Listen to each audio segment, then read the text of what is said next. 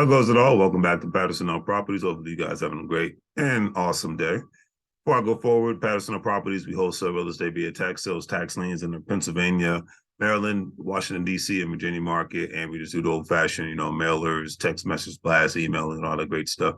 Anyone who might be in a distressed property, homeowner situation, obviously, if you are, check us out, check our website out, but definitely just do the great deeply things like share and subscribe to the content, all that great stuff. It's always greatly appreciated. And definitely the Cash Apps and the PayPals and the Venmo contributions is always greatly appreciated at the same time. So thank you, family.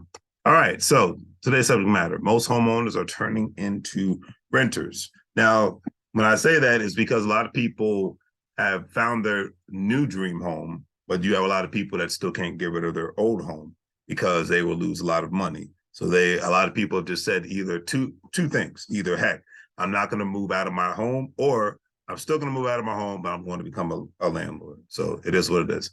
And if you have been looking in the real estate market, the 2020 housing market, we have been seeing a decline in home prices, which I'm happy about. And more homeowners are not willing to settle for less regarding selling their homes, which I'm not happy about, but I understand it at the same time.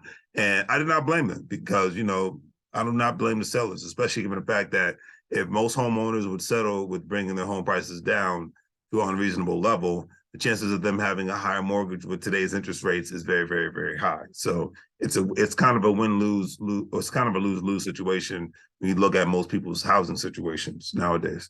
So according to the article that I read the other day, lots and lots of homeowners are deciding to rent their homes now and possibly rent out or purchase another home in order to wait the market out. Now, the article discussed the questions and concerns that new landlords had that they have now, because if you're going into a new situation, you're going to have questions. You might talk to a person in your circle of friends or your family who have been landlords, or you might even talk to a property management company, which I highly advise, especially if you're not used to being a landlord, because you want somebody who's got your best interests at heart, looking out for you. But to each his own.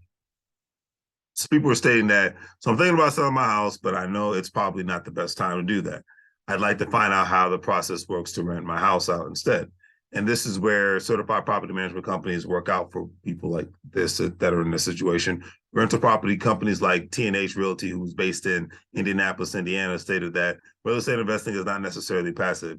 Even if you hire a property manager, you will need to devote some time and money to ensure your asset performs as well. And before I go on, remember that like any new venture in this life, it takes time to make money with a new job, business, especially owning a rental property. The article stated that new landlords should look out for these specific things. Number one, income. Once you decide to rent your home, you will obviously begin receiving rent to offset your mortgage payments. Keep in mind that your rent may not exceed or even match your monthly mortgage payments. I hope it does, because that's the only reason why I ever rented out my rental properties. But it is what it is, and it just all depends on the market that you're in. You may need $2,500 per month to cover your expenses, but that doesn't mean you'll get it. The market will bear what the market will bear. So you have to do your research and get very clear about what you can expect for rent. Number two, tax benefits. As you probably read, owning a rental real estate comes with a lot of tax benefits, and it does, including the depreciation, mortgage interest, repairs, property management fees, etc.